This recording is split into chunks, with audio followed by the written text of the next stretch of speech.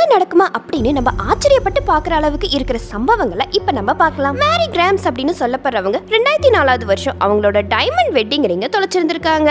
அந்த விஷயம் அவங்க ஹஸ்பண்டுக்கு தெரியக்கூடாது அப்படிங்கறதுக்காக ஒரு டூப்ளிகேட் டைமண்ட் ரிங்க வாங்கி போட்டிருந்திருக்காங்க. காலங்கள் போக போக இந்த விஷயமும் அப்படியே மறைஞ்சிருக்கு. 13 வருஷம் கழிச்சு அவங்களோட தோட்டத்துல கேரட்டுகளை அறுவடை பண்ணிட்டு இருக்காங்க. அப்போ ஒரு கேரட் மட்டும் அவங்களுக்கு வித்தியாசமா தெரிஞ்சிருக்கு. அந்த கேரட்டை தண்ணியில கழுவிட்டு பார்க்கும் போதுதான் தெரியுது அதுல மாட்டி இருக்கிறது ஒரு டைமண்ட் ரிங். 13 வருஷத்துக்கு முன்னாடி காணாம போன ஒரு மோதிரம் அவங்க தோட்டத்துல விளை வச்ச ஒரு கேரட் மூலியமா திரும்பவும் அவங்களுக்கே கிடைச்சிருக்கு.